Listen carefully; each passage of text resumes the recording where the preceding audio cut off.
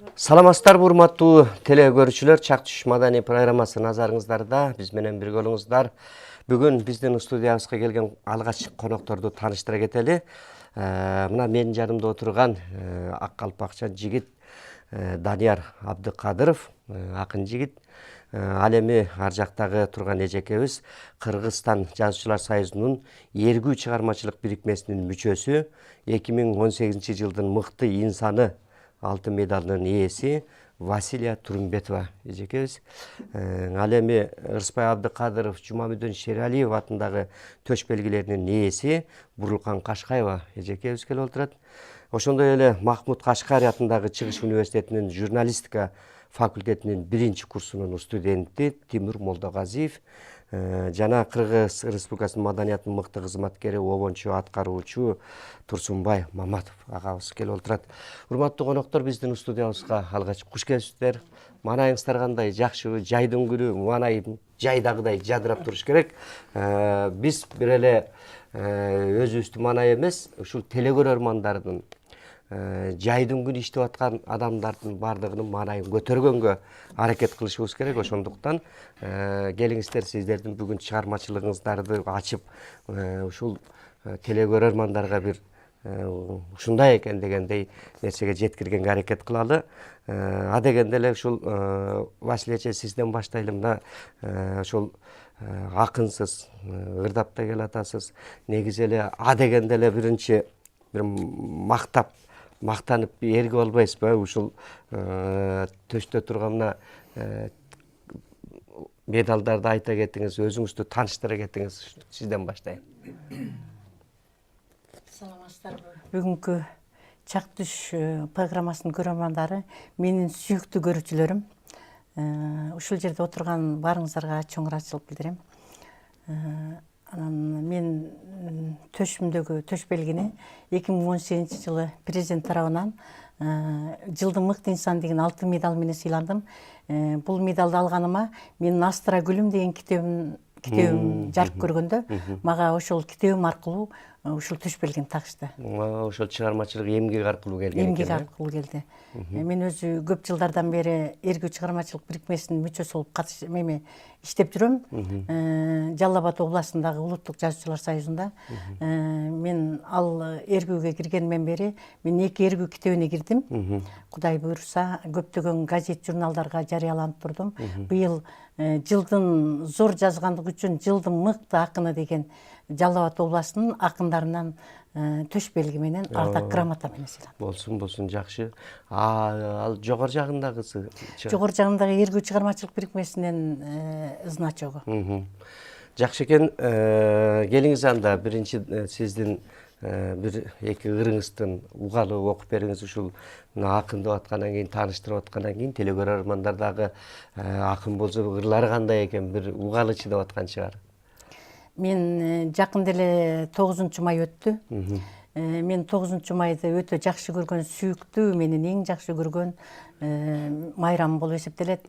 Менин атам Турумбетов Раймалы 45-жылы Берлинге чейин барып, Рейхстагка туу сайып, ошол жерде Сталиндин колунан да каармандык медалдар менен сыйланган. Народ мира китебине да кирген, 270 үрп адаттар боюнча китебинде жүрөт атам.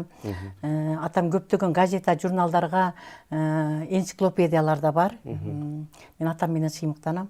Атама жазган бир ырым бар. Жакында биз 9 майда жүрүштө да бирге жүрдү. Мен жүрдүм, атам сүрөтүн көтөрүп, инилерим болуп бирге болдук. Баягы өчпөс полк дегенде чыктыңыз. Чыктык биз ошондо. Атам сүрөтүн көтөрүп, атам сүрөтү көп берилип атты. Атаңыздын сүрөтү барбы азыр? Атам сүрөтү бар.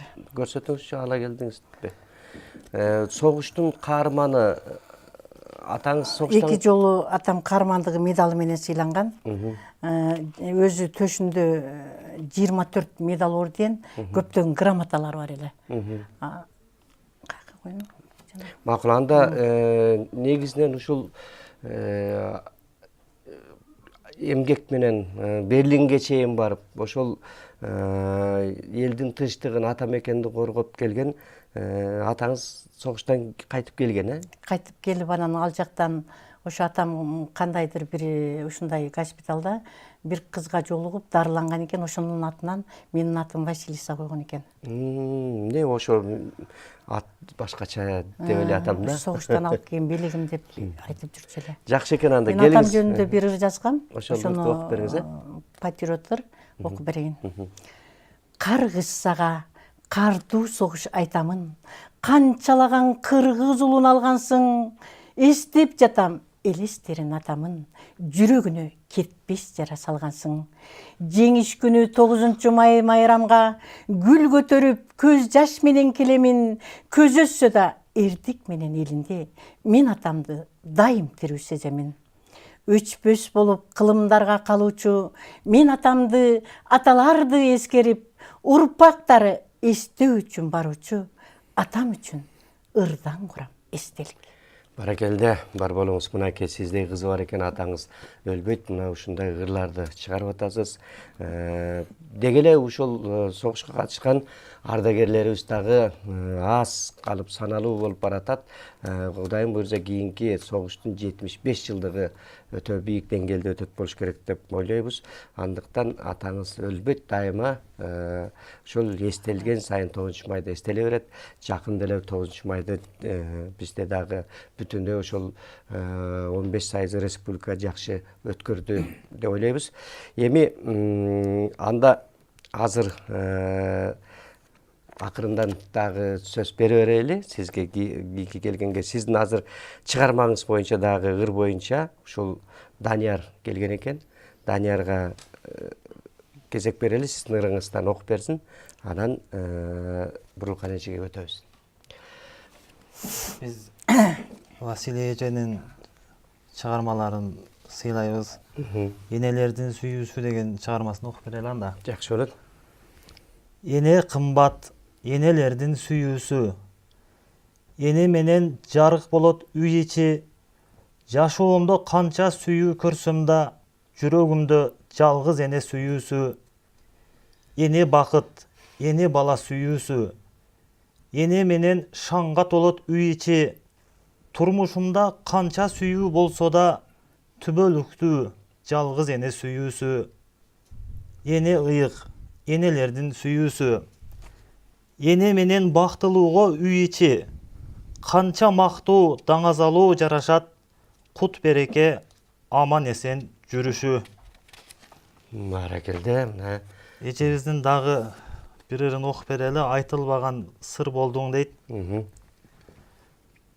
Сезимдерге боло албай жүдөгөн, көрүшкөндө көздөр көздөн сүрдөгөн, аярылачуу сезимдерди кастарлап, жашайт жүрөк турмуш шаңын түптөгөн.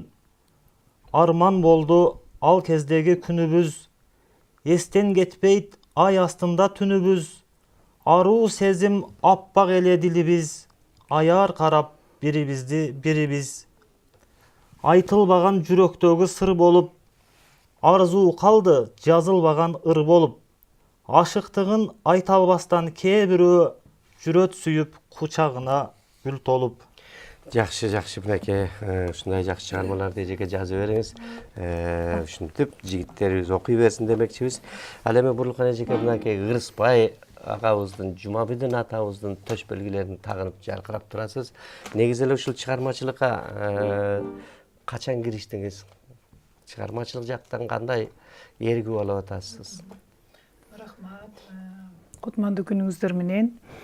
Эми ушу адам баласы Алланын буйругу менен төрөлгөндө эле бир кандайдыр бир талант берип коет экен. Бирөөнө композитор, бирөөнө ырчы дегендей. Ошондойдун сыңарындай эле мен дагы ушу таланттуу болуп, кичинекей кезимден эле ырдын жаттап, радиолордун тегерегинен кетпей а кезде ошо эсимде кичинекей кезимде кошуна аталарды чакырып алып, анын кыздарын чакырып алып, концерт коюп, көйнөк которуп, улам аткарып, өзүбүздү бир атактуу артисттей сезип, ошо кичинекей кезимден ошо өзүмдүн тилегим десем болот.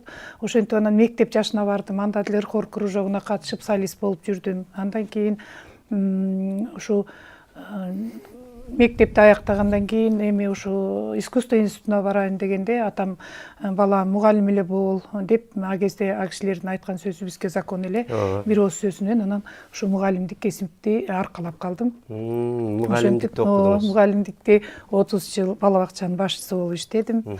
Ошондо деле жүрөгүмдө ыр жашап келмекчи. Анда деле Гаранонун кароо сынактарынын жеңүүчүсү болуп, грамоталар, дипломдорду алып жүрдүм. Андан кийин пенсияга чыккандан кийин деле баягы ыр жүрөктө жашай берет экен да. Түрткү берип шайыр апаларда ырдап жүрдүм. Ошо шайыр апаларда ырдап жүргөндө Ырысбай Абдыкадыровдун төш белгиси Жылкычы бозой деген ырым үчүн сыйландым. Андан кийин Чынара Итугулованын Эл алдында келет ырдагым деген проектисинен ушу Жумабдин Шералиев атабыздын төш белгиси менен сыйландым. Ошо Чынара Итугуловага дагы чоң ыраазычылык кетким келет. Биздин талантты колдоп, ушу эфирге даярдаган үчүн Турсунбай агай дагы бир топ эмгектенет. Бул кишиге дагы чоң ыраазычылык билдирип коеюн дегем. Ошол анан сиздерге аябай чоң ыраазычылык, ушу аткарылбай калган кыялдарыбызды аткарып, ушундай бизге окшогон өмүр бою каалап келген каалообузду аткарып аткан сиздерге абдан чоң ийгилик, ден соолук жамаатыңыздарга ушундай көгүлтүр экранда биздей коноктор келип, агарып көгөрүп, батасын берип, ушинтип жыргап, өздөрүнүн ырын ырдап деп жүрө берели, аманчылык болсун. Рахмат сиздерге. Рахмат сизге дагы рахмат. Анда келиңиз Атайбек Акунбаевдин Эсимде деген чыгармасын аткарып бересиз да.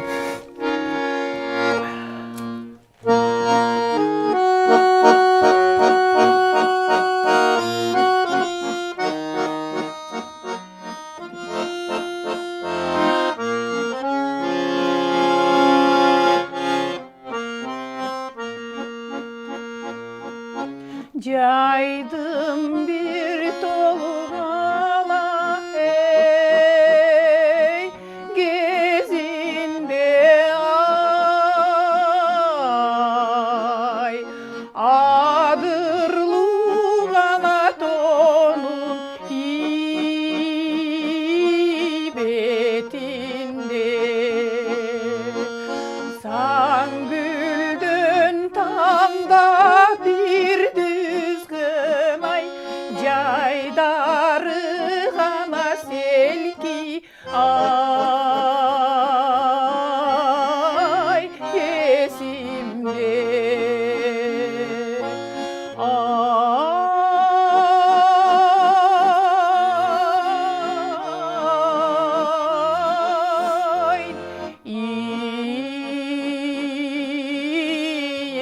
esimde.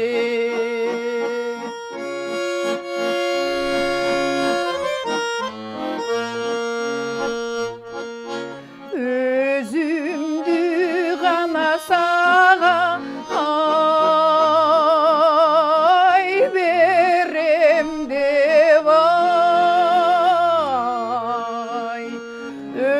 ömürdün gana gülün iteremde. Süйлөшкөн күндөр эсимден ай, турмуштун гана сырын ай тереңде. Ay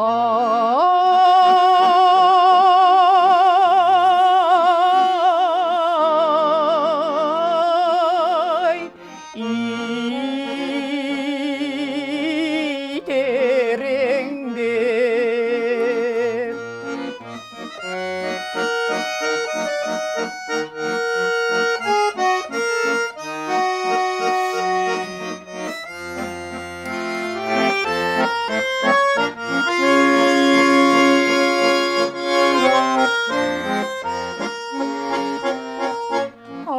Atыңды гана эстеп аяндагы ай, көңүлүм гана сенден калбады. Азыркы шайыр жаштардың ай өзүндөй ғана болсын ей алғаны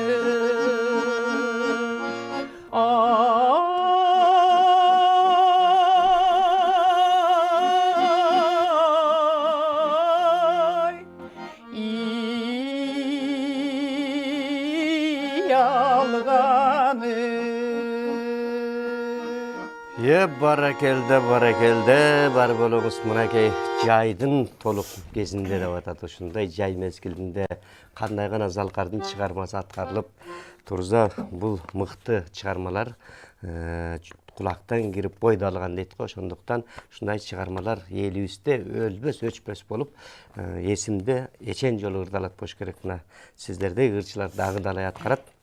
Бар болуңуз демекчибиз. Ал эми Тимур мырза окуулар кандай? Экзамендер кандай? Келечекте мына журналист болот экенсиң. Силердин азыркы мезгилде жакшы мынакей студенттер азыр окуй турган убагы. Биздин убакта Союздук Республикадан жаңы бөлүнүп, кимди ким көрдү, буржубайды там басты деп бизде эч кимди эле сурабачы, эптеп тиягына барып, биягына барып окучубуз да. Мына силердин мезгилде азыр кым студенттер бардык тарабынан шарт бар. Кудайга шүгүр окуй турган убак. Ошондуктан мынакей Махмуд Кашкар атындагы Чыгыш университети бул дагы Кыргызстандагы бирден бир мыкты университеттердин бири. Окууңа ийгилик каалайбыз. Анда кел эми бир эжекебиздин кайсыл ырларынан окуп бересиң? Ең бірінші саламатсыздар, урматтуу кыргыз элим. Жалпыңыздарды ушу кирип келген Рамазан айыңыздар менен чын жүрөктөн куттайбыз. Эң алгач ушул Василий эжемдин бул окуучусу болгон үчүн ыраазычылыгымды билдирем Василий эжеге. Анткени багы мен буга чейин ырга болгон кызыгуум жок эле да. Бирок бир аз бар, чымын бар эле. Бирок Василий эже менен ыр менен иштешкенден кийин анан кызыгуу пайда болду да, ырга жазуу. Ана Василий эже өзүмдүн менин кандай десем, өзүмдүн бир тууган эжемдей болуп калды да. Үйрөтүп, Тимур мындай кыл, Тимур тигиндей кыл. Мынтсең аракеттенсең бийиктикке жетесиң деп. Анан айрым ырларын дагы мага окутуп үйрөттү. Анан ошонун ырларынын артынан бир Арузатым деген ыр бар эле. Автор Василия Тромбетова. Айтып коеюн. Жакшы болот. Арулуктан бүткөн кызсың Арузат. Ай нурунан төшкөн кызсың Арузат. Гүл сыяктуу жадыраган күлмүңдөп. Күн нурунан төшкөн кызсың Арузат. Тазалыктан тапкан кызым Арузат. Талыкпастан баккан кызым Арузат. Кыялдарың кымбат сүйкүм башкача. Бардыгынан ширин кызым Арузат. Кызгалдактай кулпурасың Арузат. Кулк мүнөзүң көңүлүмдү толтурат. Жетин албай кучагына бөлөгөн. Энең сага ырын арнап олтурат. Баракелде. Дагы биздин Василий эжекебиздин дагы жакшы чыгармалары бар.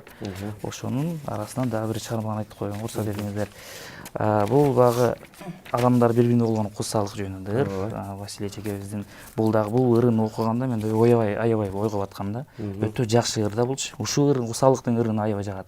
Ошону айтып коеюн. Эске түшүп жаш күнүндөй элесиң. Сен сагынып мени күтүп келесиң. Билем сенин мага арнаган сезимиң. Сага ыйык менин аруу тилегим. Менин тунук өмүр жашоо булагым. Аппак таңдай жарык чачып турарым. Жүрөгүмдөн чыккан ырды жаратып, көңүл коюп чын дилимден угарым. Сен ойлогон бул бактылуу убагым. Балдай таттуу ширин сөздү сунарым. Жолукканда ойду тапчы жүзүмдөн. Айтар сөздү карегимден туярым.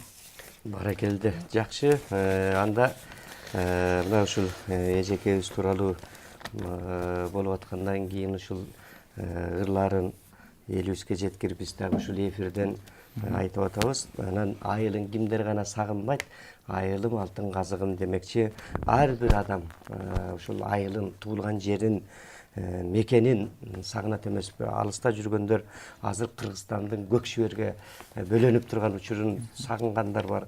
Андыктан бизди дагы ушул Элтер каналын 50ден ашык мамлекет көрөт. Алыста жүргөндөр балким таап ошол издеп көрсө, укса, айылын эстейт болуш керек. Мен дагы мына айылыма деген чыгармасын окуп бергим келип турат. Сагынам көк шибердүү талаларым, салалап ышып турчу алма багың. Санага батып кетем кээдең эстеп, батасын саймелечек апалардын. Сагынам кусаланам туулган айылым, көрбөсөм аз күн сени тура албаймын. Аралап кызгалдактуу талаларың, азыр да барсам жазам кумарларым. Туулган жер жой белентим кагылайын, өзүңсүң эң кымбатым сагынарым. Төрөлүп коюнуңда кууна көстүм, батасын алып кутман карлардын. Жой белентим бийик жайым, мен үчүн Мисирден да ыйык жайым. Сен менен кыргыз жери бүтүн турат, сен менен Кыргызстан бийик дайым. Бүгүндөн эңсеп сени кусаланып, туулган жер сага деген кусам артып, келдим мен кучагыңда энекемдин, тургандай жыргап калдым денем балкып деп мына ушундай жакшы айылга арнаган ырыңыз бар экен. Жакшы дегеле Кыргызстан айыл жөнүндө жаза бериңиз демекчибиз. Эми кайра кезекти сизге берели. Жана ырыңыздан окуп, мына чыгармаларыңыздан окуп атабыз. Эми бир үндү созолонтуп бир эми ырдап бериңиз, Кайсыл чыгарманы окуйсуз? Жыргалым деген ырды ырдап берейин. Жыргалымды ырдадым да жыргадым деп, анда ошол 60 кадырдыкы. 60 кадырдыкы.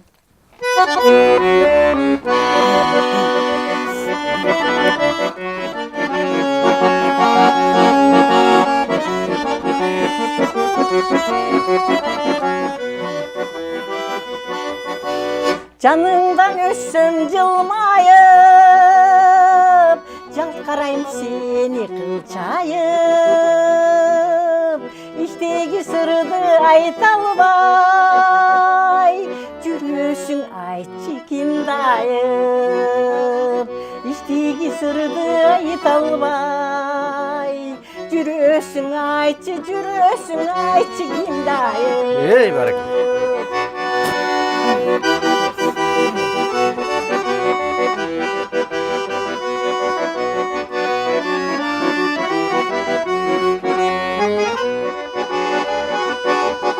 Өзүңдү жакшы көрөмүн, өзгөчө сага мен өзүм. Өрт болуп күйүп жүрсөм да, сүттүн ак менин тилегим. Өрт болуп күйүп жүрсөм да, сүттүн ак менин тилегим. Эй, баракалла.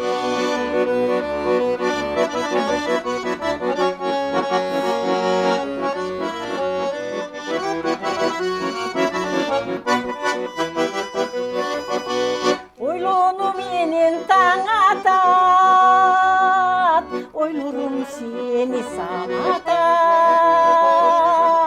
Жыл өткөн сайын жылт этип, жаштыгым өтүп баратат. Жыл өткөн сайын жылт этип, жаштыгым өтүп, өмүрүм өтүп баратат. Жыл өткөн сайын жылт этип,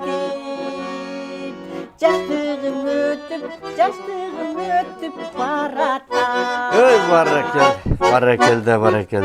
Кайран жаштык деп, жаштык деген зымырып куштай учуп өтүп кетет экен. Мына жаштар азыр болуп толуп турган мындай жигиттер келип ырларыңызды окуп атат. Тимурдай, Даниярдай. Эми Данияр мырза мына ошол адам өзү ырга жакын болмоюнча баягы акынды же ырчыны таап же ырды окугузу деле келбейт болуш керек да, көңүл бурбайт. Ошол силердин дагы ошол ырга жакын болгонуңар болуш керек да.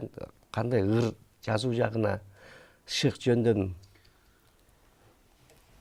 Бул азыр бир өзүбүздүн ырларыбызга даярданбай келдик эле биз.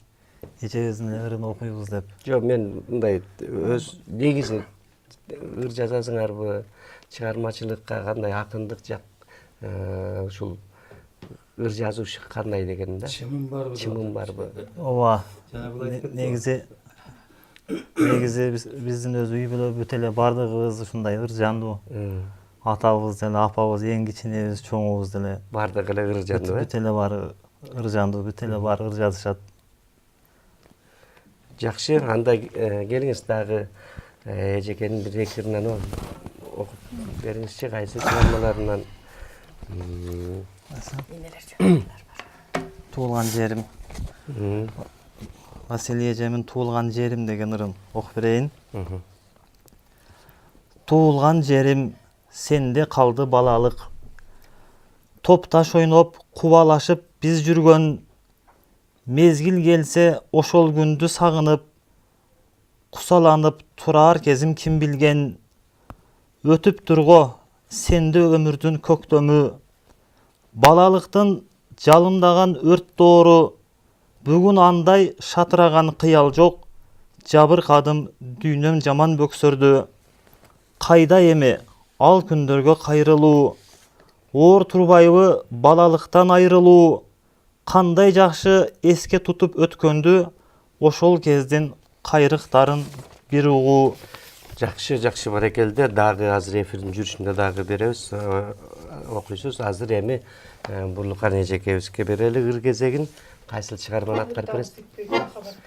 Ырдалып бүтпөйт махабат деп мына сөзү Надырбек Алымбековдуку, обону Канеке Эралиев.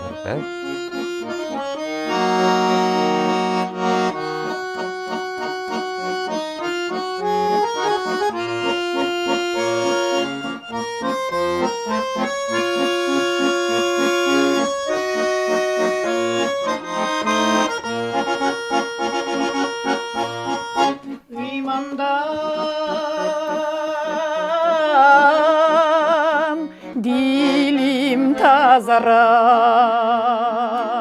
ırlardan ömür yaşarap, ırmenen oy, yaşap tübölük,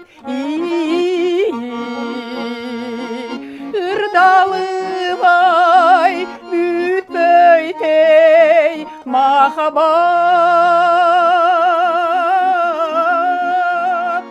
ırdalı vay bütböy, hey mahabat.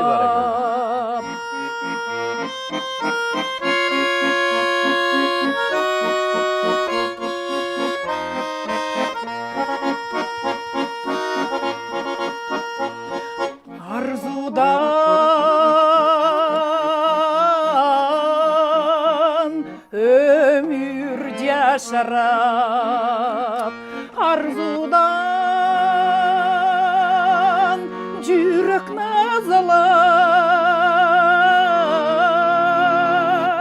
armandu oy, düğüne kimde çok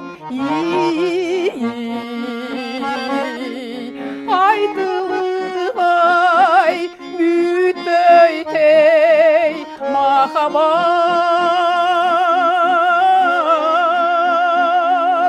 aydıvay bütböy hey mahabat.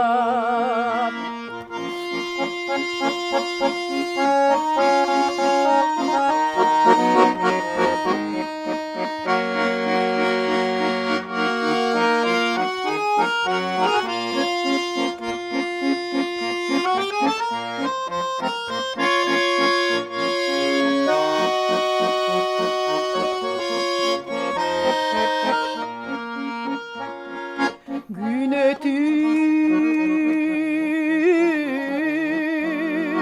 tursa saparba,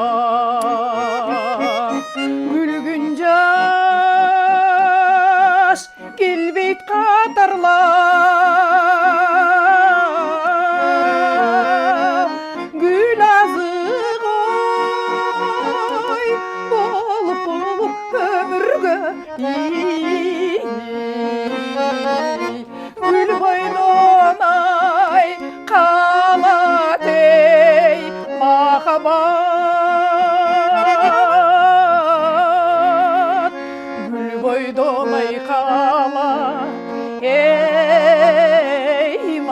makabat gül azık oy bolup ömürgö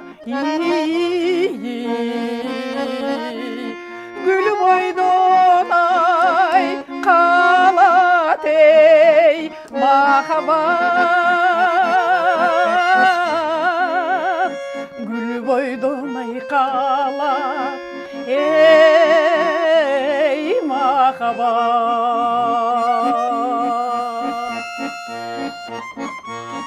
Бар болыңыз. Бар болыңыз. Мынакей ушундай чыгармаларды аткара бериңиз.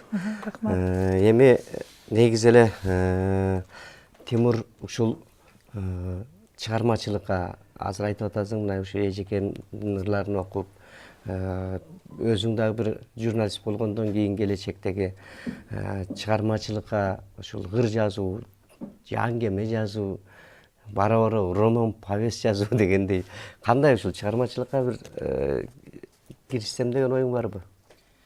Ошо киришсем деген ой бар. Ошон үчүн Василий эжемдин шакирти болуп жүргөм. Василий эжени үйрөнүп. Буга чейин мен өзүмдүн атакем, өзүмдүн атам. Бул өзү акын да, бирок мындай акын дейин десем, бир сатирик да, мындай. Бага күлкүлүү ырлар гана жазат да. Сатирик акын экен да, сатира жазган. Ошондой да. Анан мен ошол атаман дагы калган бир аз семейлер бар эле. Чымындар. Анан ушул Василий эженен үйрөнгөндөн кийин аябай бир жакшы кызыгуу пайда болду. Бул Василий эже менен мен бул эң биринчи таанышканда мен Василий эжени мен анча эме кылган эмесмин да, баалаган эмесмин да, мынтип Василий эжени ачык эле айткандачы. Анан бул Василий эженин Астра гүлүм деген акында кечеси өттү, мына өзүңүз да көргөн. Ошол акында кечеде Василий эженин ырларын көрүп окугандан кийин бул төшүндө турган төшбелгилерин көргөндөн кийин Василий эже аябай мыкты акын турбайбы? Согуш эмес экен бул жөнөкөй. Василий эжеге ушу чоң рахмат. Текеринен Василий деп. Василий эже. Буюрса ушул кийин ушул келечекте ушу максат журналист болду. Журналисттен тышкары багы чыгармачылыкка да киришүү, акындык жагына, сиз айтканда аңгеме жагына. Анткени биздин ушу Махмуд Кашкарий атындагы университетте Эсенгул Ибраев атындагы журналистика кафедрасында окуйм. Эсенгул Ибраев өзү дагы акын дагы, сатирик дагы, кошумча журналист дагы да. Анан мен да ушул багы азыркы жаштар көбүнчө бир багы башкача адамдарды, мисалы Майкл Джексон сыяктуу адамдарды эме алат да, көмүр тутат да. Мен багы башкача болуп, мен эме кылгандай ушундай Эсенгул Ибраев адамдарды, Чыңгыз Айтматовго окшогон адамдарды багы ошону карап түзүлөм да. Чыңгыз Айтматовдун багы бир жакшы сөзү бар, адамга эң кыйыны күн сайын адам болуу деген. Ошол адам болуу деген сөзүн мен эртең менен күнүгө кайталап турам. Ошого аракет кылабыз да. Багы пенде экенбиз кээде бирок багы башкача болуп кетебиз да. Азамат, мына Эсенгул Ибраев атабыз дагы өтө чоң залкар инсан болгон. А кишинин ырлары канча деген элдин көңүлүндө, жүрөгүндө ырдалып да келет. Ал эмес ырлары окулуп да келет. Тил боюнча кандай деген керемет ырларды жазды. Түндүк түштүк боюнча кандай деген чыгармалар жазды. Бөлүнбөгүң бириккиле деп. Мына ошондой асыл кишинин атын алган ошол журналистика факультетинде окуп атыпсың. Бар болу ошо кишидей, ар бир кыргыз уулу ошо кишидей болсо жаман болбойт. Себеби андай залкарлар дагы чанда туулат. Мына өзүң дагы жакшы жолду тандапсың, ошондой улуу залкарлардын изин улап жолун бассам депчи. Анда эмне дейбиз, баракелде бар бол демекчибиз. Эми эжекенин дагы ырларынан бир сиңгил окуп кел. Сиңгил окуп берели. Василий эжебиздин багы бул ашыктык деген ыры бар. Бул ырын эсимде ушул Василий эжебиздин ушу Астра гүлүм деген ыры бет ачар болуп атканда ушул ырды окуганым. Анан ушул жерден дагы айтып коюуга уруксат этиңиз ырын көркөмдөп коелу. Ашыктык. Автор Василия Турумбетова. Сүйүү ыйык бир сезим го айтымда. Ал сүйүүнүн жеткен барбы баркына. Ашыктыктын азабы көп жыргалдан. Ыр жаратат дастан болуп акынга.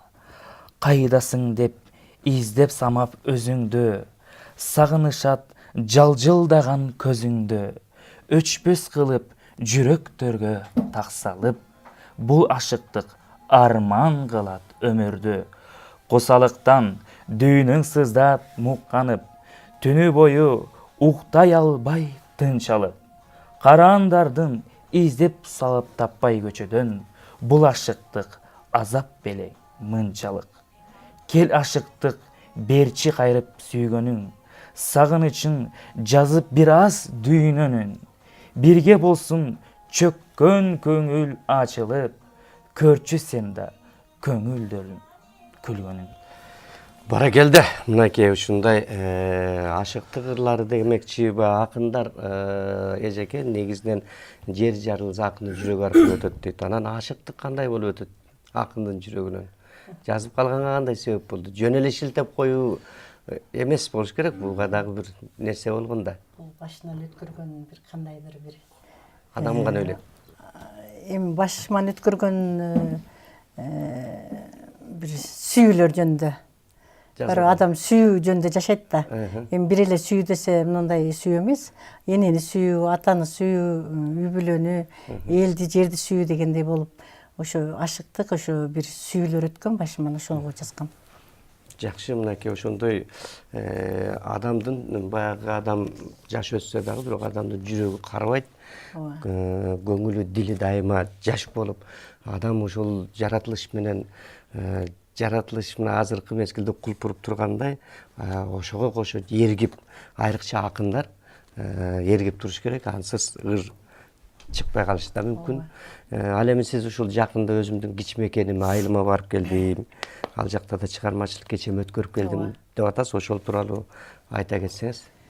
Мен айылыма 1 жылда, 2 жылда бир барып турам. Анан жакында бир кандайдыр кече боюнча бардым. Барып ал жерде поэзияларымды окуп, элимин алдында мен шунчалык сыймыктанып, өзүңүн элиң, өзүңүн жериң урматтап аткан башкача сезилет экен да. Мен шунчалык ал жерде өзүмдү башка кайра төрөлгөндөй болуп, шунча сезим алдым. Ал жерде элим мени жакшы тосуп алды. Биздин Алапка администрациясынын жетекчиси Эмил Абылгазиев, Өрүктү айыл өкмөтүнүн жетекчиси Рустамбек Кийикбаев, депутаттар кеңешинин төрагасы Акимбек уулу Азамат, ал жерде аппарат жетекчиси Алапка администрациясынын Талантбек Мыйзамбековдор, анан ошол жерде ардактуу атуу болгон Токтогулов, Кубанычтар мени аябай сыйлашты. Жөнөкөй кишилер тосуп болуптур сизде. Алар тосуп алышып, элим мен мага жакшы сөздөрүн айтып, жакшы баталарын беришип дегендей, ошондой урмат сый көрсөтүшүп, мага ошо элимин ардактуу айымын наамын беришти. Жакшы, кут болсун. Мына ошол өз жерге, өз элге, туулган жерге баргандан кийин, өзүңүздүн элиңиз ушинтип көтөрүп аткандан кийин, баягы эргүү деги эле көңүл кандай болот экен? Көңүл өзүңүздү кандай өзүмө башкача сездим ал жакта. Мен элиң сыйлап аткан өзүнчө бир башка бир сезим экен да. Эл сыйлаган башкача болот экен. Мен аябай аларга ыраазы болуп, элиме, жериме сонун ырларды жаратам деген ойдо айылым жөнүндө кандайдыр бир передачаларды берем деп кайттым, Кудай буйрса. Жакшы экен. Анда келиңиз эми дагы бир ырларыңыздан окуп бериңиз биздин теле көрөрмандарга. Мен кыял кечим деген кыялдануу боюнча жазган ырым бар. Кыялымда бара жатам жел менен, дүйнө ушундай эбегейсиз кимгилең, булуттардын арасында жайсызып, турналардай сапар улайм дем менен. Эртеңки күн бүгүн мага табышмак, бактым сенсиң эргүү кетпей алыстап, төгүлөйүн ыр дүйнөмө себелеп, эл жериме Кыргызстанга бир сонун ыр багыштап. Баракелде, бар болуңуз. Мына сиз өзүңүздүн ырларыңызды жатка окуйт экенсиз. Маселен, кээ бир акындар бар да, ошол барактап китебин ачып окушат. Сиз өзүңүз жанатан бери мына атама деген ырыңызды дагы ушул ырларды жатка билет экенсиз да. Бул жагынан дагы мындай артыкчылык десе болот. Мындай жатка айткандардан Байдылда сарына коюп айтчу экен. Андан кийин аялдардан сиз айтып атасыз, мен билгенден. Рахмат. Жазма акын анан дагы не деп коет? Жазма акын, анан кийин окумай акын деп коюшат айылдагылар. Сен өзүнүн баягы жүрөктөн чыккан жазган ырларын, китептерин Өзү окуп биякта калып атат да. жеткирип. Ооба. Кайра китебин ачпай эле окуй берет экен. Мына ушундай Жетишкен акындардан экен. өссүн демекчибиз. Анда ырдын артынан ушундай чыгарманын артынан кайрадан ыр кезегин Мукара эжеке эле экенсиз. Апас Жайнаковдун Өрүк зарга кетели деген ырын.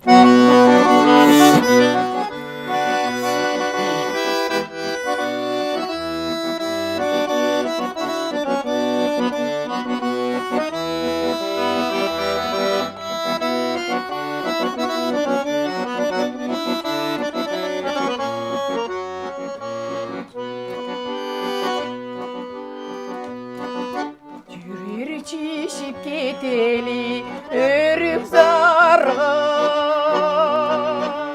сунушумду суранам четке какпа. Сүйүбүзгө жолугуп айлуу түндө, сыйыналы бир келген, сыйыналы бир келген бактыбызга. Сыйыналы бир келген, сыйыналы бир келген бактыбызга.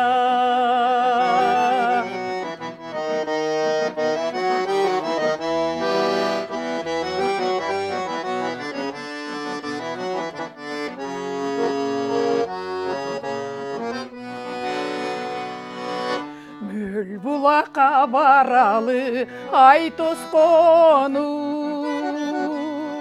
ат жагында шамалдап ойношкону.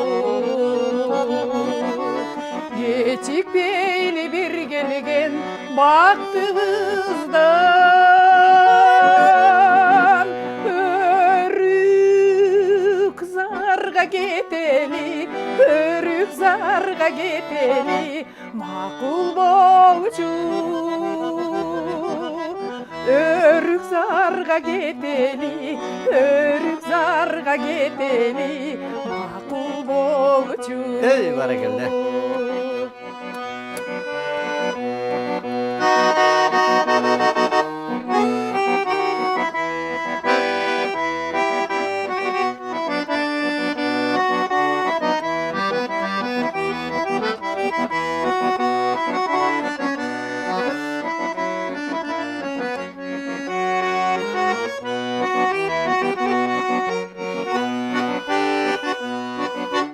Айлуу түнгөн икелеп сүйүбүздү, Өрүк зарга чачалы күлкүбүздү. Жылдыздардын терели чачыласын, булактарга сүйдүрүп, булактарга сүйдүрүп жүзүбүздү.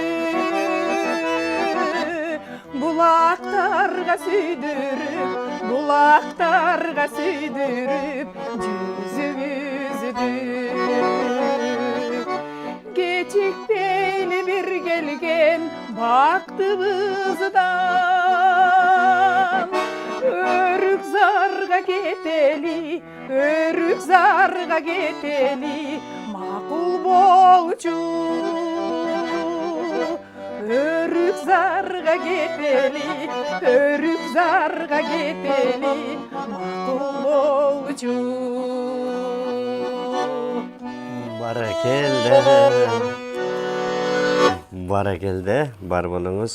Мына сиз дагы ушул Василий эжеке менен чогуу жүрөсүз, эр шаркак болуп, кыргыз маданиятында ушул элге ыр тартуулап жүрөсүз. Негизинен эле ушул эжекебиздин да чыгармачылыгы боюнча айта кетсеңиз, мына азыр көбүнчө ушул ырга басым жасап атпайбызбы чыгармага.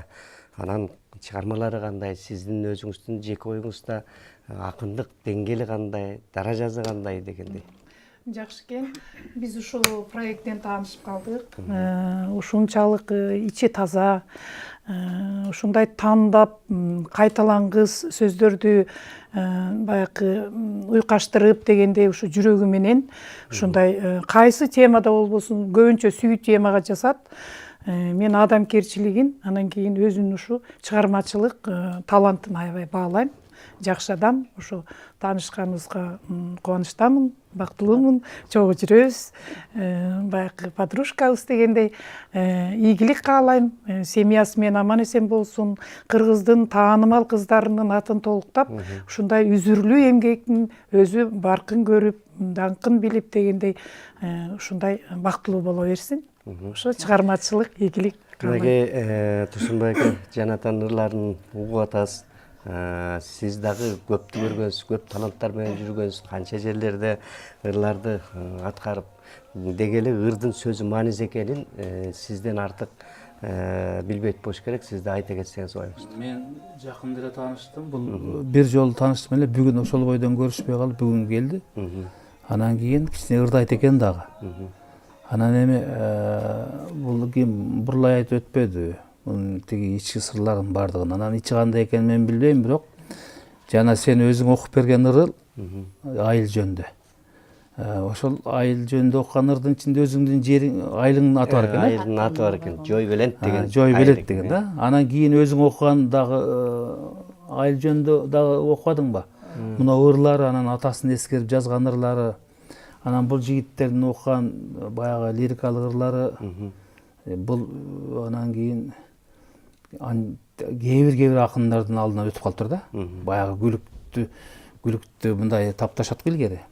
Күлүк байгеге чыккан күлүктөрдү караганда кээ бир акындарыбыздын алдынан өтүп калыптыр. Муну менен баягы музыкант катары аткаруучу кичине болсо дагы обончулар деле эми көрүп калды. Байланыш түзүш керек экен. Анан кийин чогуу иштешибиз керек экен. Ырлары бар экен. Себеби акындар ыр жазат. Акындардын ырларын көбүнчө көпчүлүгүн баягы обон жазып койсо, обончулар алып чыгып кетет да. Туура. Аны аткаруучулар болушун аткаруучулар алып кетет. Баягы акын жазат, обончу обонду жазат, аткаруучу аткарып, үчөө бирикпейинче. Үчөө биригип чыгарма чыгат да. Жакшы. Мен дагы ийгилик каалайм. Анан эми айылыңа барсаң, бул тамаша деле өзү негизи. Килейген жылкы сойдуруп туруп, атыңы бөлөк койдуруп алчы эми. Бүбүсара кылып мен айтканда, бүбүсара кандай сонат мисалы үчүн. Эми Турсунбай акени чакырып бир жылкы союп аттуу ушул кишиге коюп берет өзү. Жакшы. Баягы атабыз дагы ошол айтып атат го, согушта жүрүп ошо бес сестер айыктырган. Тиги кызга болгон рахмат болуп атат да анан. Рахмат. Өлүмдөн алып калган да ал эми дарылап. Ал дагы жакшы экен. Эми жаңы ат коюп туруп жаңы чыгарманы баштасаңыз, бул дагы жакшы экен дейбиз. Негизи эле ошол жакшы нерселер боло берсин. Анан сизден дагы бир жакында өзүңүздүн ушул Бишкек шаарында дагы чыгармачылык кечеңизди өткөргөн элеңиз да, ошол боюнча дагы кандай өттү? Мына азыр Тимур айтып кетпедиби? Кандай кылып өткөрдүңүз? Мен жакында автордук чыгармачылык кечем өткөрдүм.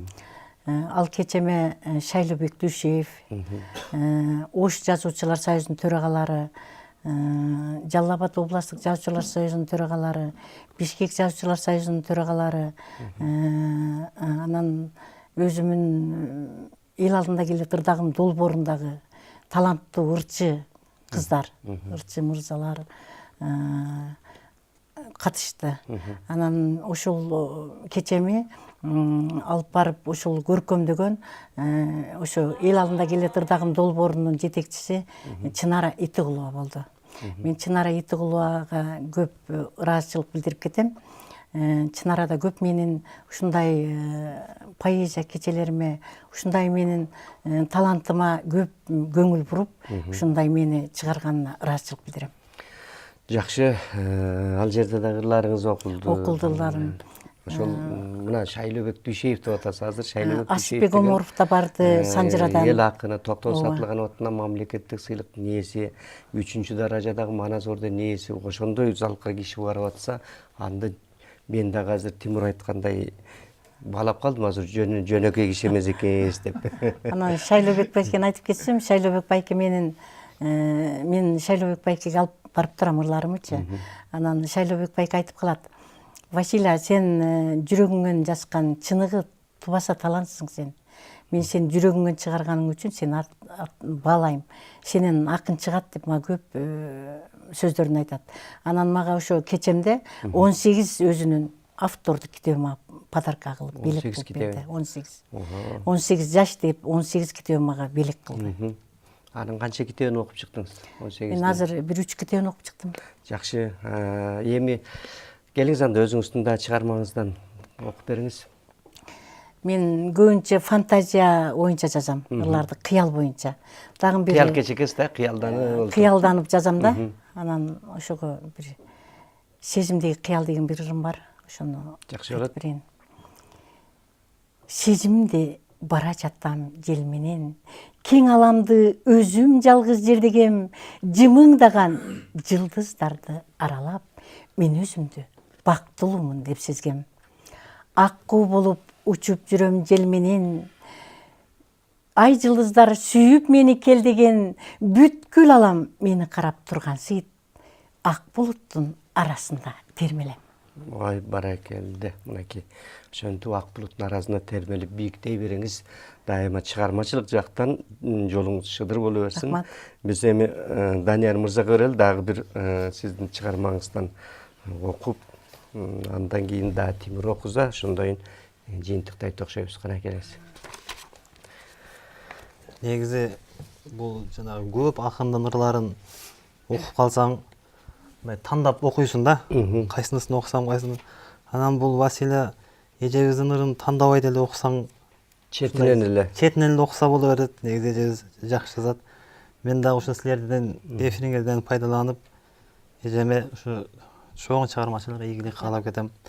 Астра гүлүм деген ырын окуп берейин. Мына ушул китеби дагы китеби дагы Астра гүлүм.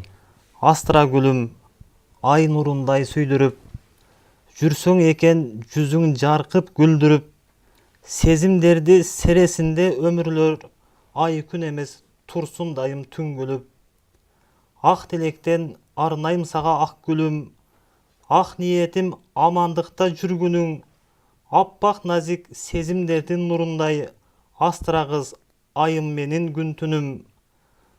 Аярылаймын албаймын деп оорутуп, көңүлүңдү көтөрөмүн туу тутуп, жыпар чачкан жытың искеп жүрөмүн, бүт өмүрүм жаным сага үрөймүн.